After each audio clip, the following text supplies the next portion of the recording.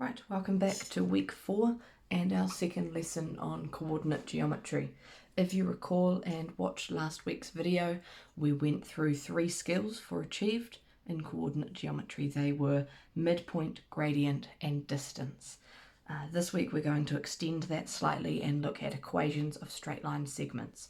Of course, a line segment is created in between at least 2 coordinates, so it is still part of the coordinate geometry topic. Most of you will be familiar with this form of a line equation, y equals mx plus c. You should be very familiar with the fact that m stands for gradient and that c is a constant at the end which represents the y-intercept. You should have been using this from year 9 and 10 onwards, if not earlier. So, knowing that we need the gradient and y-intercept for this form of a line equation in order to create the equation of a line, given some information in a graph, we're going to use this example here in the middle.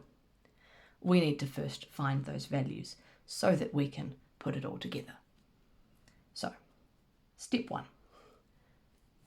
Let's start with what we see first. We need to find the gradient. You should recall from last week's lesson that we learned how to find the gradient. We know that it is rise over run, or as we went through last week, the change in rise over the change in run. We like to represent it this way, recognizing in our minds that it is the change in, so that we know we can look at 2 points in order to find the change between them, rather than having an entire line available to us with convenient intercepts on the y or x axis. So, last week we went a step further and recognized that we could represent this change like so. y2 minus y1 all over x2 minus x1. A note, of course, the subtext that I'm using here, the 2's and the 1's, I'm not using those in the actual line equation form. In this y equals mx plus c version, y and x stand for variables, the unknowns that we're going to leave untouched in our final form. But to find the gradient, using that coordinate geometry skill from last week, we do need 2 points to find the change in between. As I said last week, it doesn't matter which one you call 2 and which one you call 1.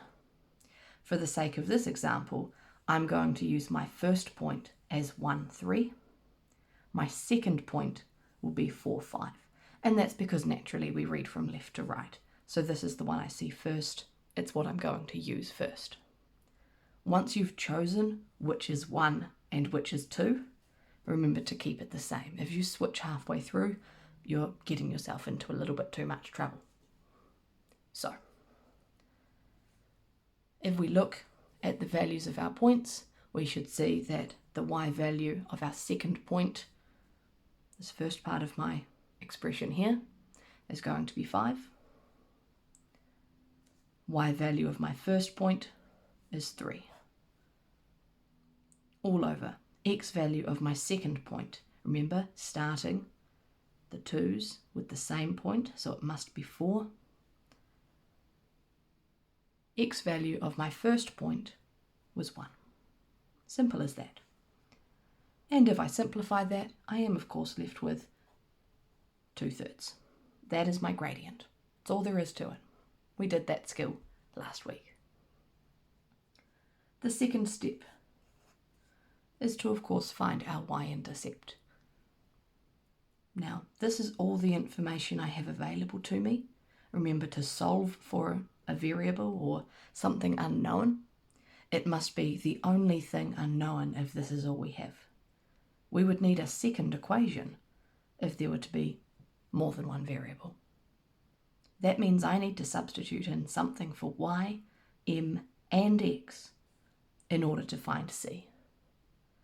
The point that you choose for x and y could be either of these. It doesn't matter. For convenience, I'm going to use my first point here again, 1, 3. As you're following this video through, you might choose to do the same thing with 4, 5 and see if you get the same answer as me. Here we go.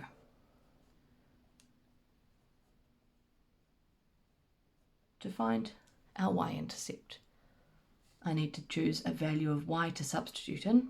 I said I'm going to choose 3. I've calculated that my gradient is 2/3. That's what I've just done in step 1. I need to multiply that by a value of x. Because I chose 3 as my value of y, I must choose the corresponding value of x from the same point. I can't switch that up now. And of course my unknown is at the end there, plus c. So simplify, rearrange, make c the subject of the equation. I'll do this slowly, step by step, so I'm not missing anything. 2/3 multiplied by 1 is 2/3. And I still have my plus c there. Just one thing at a time. You, of course, may be skipping a number of these steps.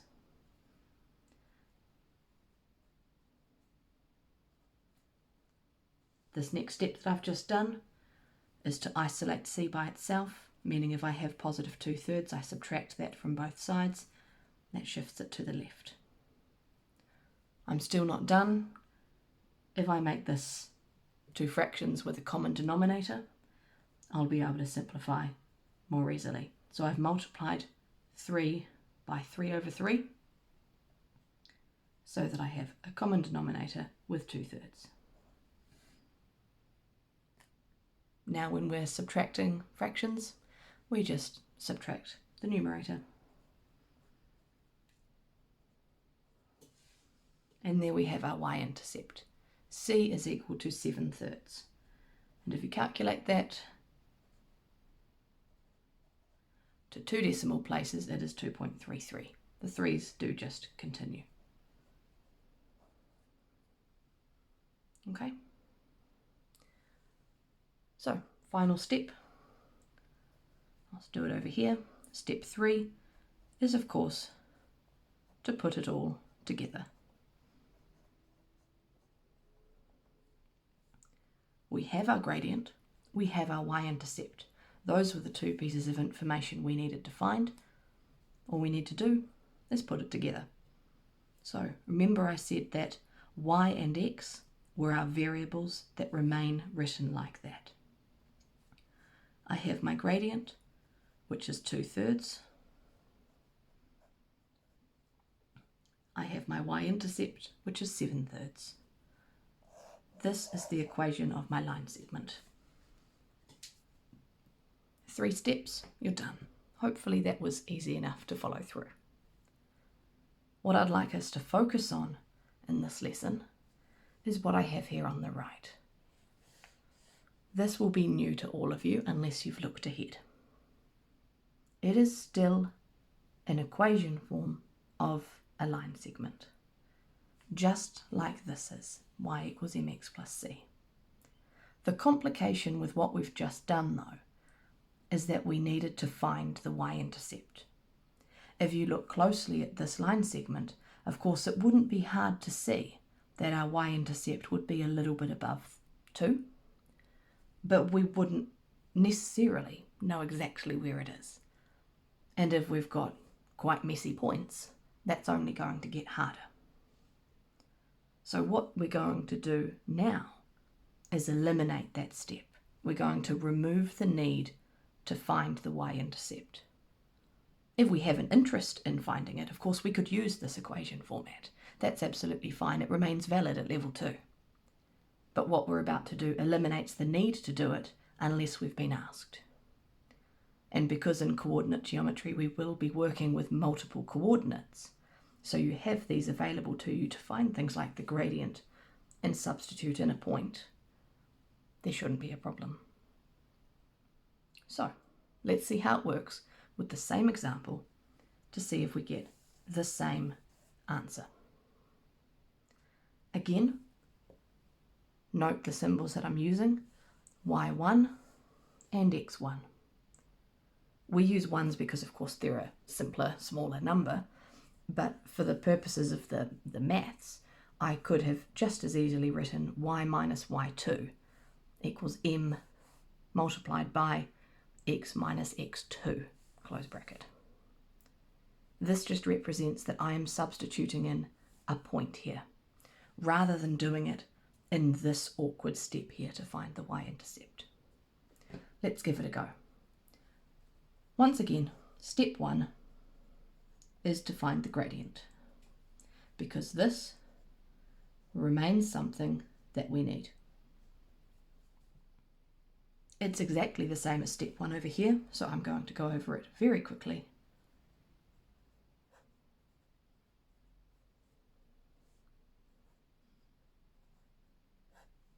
I will do the whole thing though, even though we've already done it, just so that if you're watching this segment while doing some problems in what I'm about to scan to you after this video, you won't have to flick between the two examples.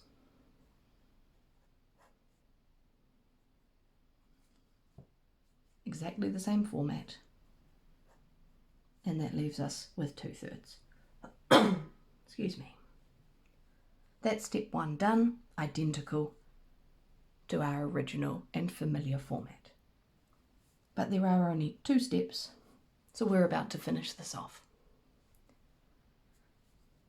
As I noted here, we needed the gradient, we've got the gradient, no problem. These ones here, y1 and x1,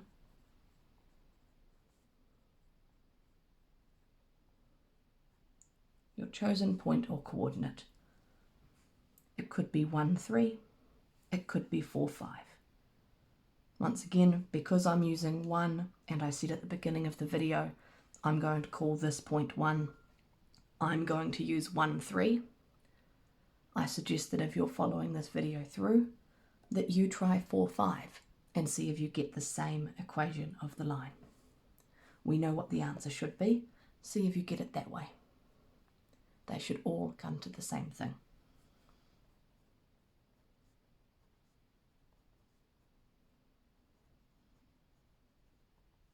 So, we've cut out the middleman. Let's put it all together. I've chosen my point 1, 3 to substitute here. Note that y and x without any subscript are just the variables that remain as they are written. So, y minus my point's y value. Gradient is substituted in here for m. This x remains as is because that's my variable, but I subtract that same point's x value, which was 1. Be very careful with how you substitute. Students that are just beginning this very easily get muddled up with which are 2's, which are 1's, and which are variables. The first that you write are just your x and y. The second that you write are from the same point. Doesn't matter which point, but pick one and stay with it. Now all we're doing is expanding, simplifying, and rearranging to make y the subject. So, multiply out my bracket. 2/3 multiplied by x. 2/3 multiplied by -1 is just -2/3. Simple as that. Now I need to make y the subject. Everything on the right hand side that I'm currently writing is staying exactly the same. I'm only changing one thing at a time between each step. But to remove my -3 from the left hand side, I need to add it to both sides. Now I've got y as the subject, so I can simply continue that equals down the page. My 2/3 x remains the same, but once again I've got these two constant values that I want to put together, so I need a common denominator. I'm doing the same thing that I did over on the left. Common denominator of 3 means I need to multiply this constant of 3 by 3 over 3 to make it 9 over 3. Still have my 2/3 x, but putting these two fractions together leaves me with 2/3 x plus 7/3. Your equation of the line segment. Two identical answers. You might be quite comfortable with y equals mx plus c, and even though you have this extra step in the middle of finding the y-intercept, that might just be comfortable for you. That's fine. If that's what you need to do, then you can. But at level 2, it is strongly encouraged that you are also familiar and are able to use this point gradient equation.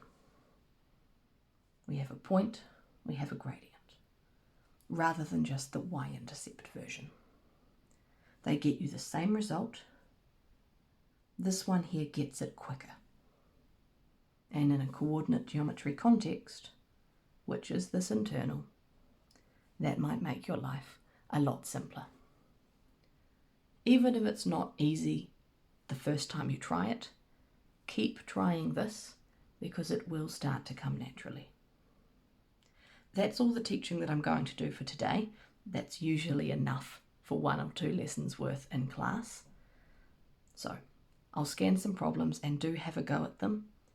Remember, if you're not sure about whether you've got the right answer with this, go back to the old familiar one and see if you get the same thing. Or draw them out and see if visually it makes sense. We can see this is 2 over 3, and we can see that it cuts through just above 2. Always make sure that it makes sense in context.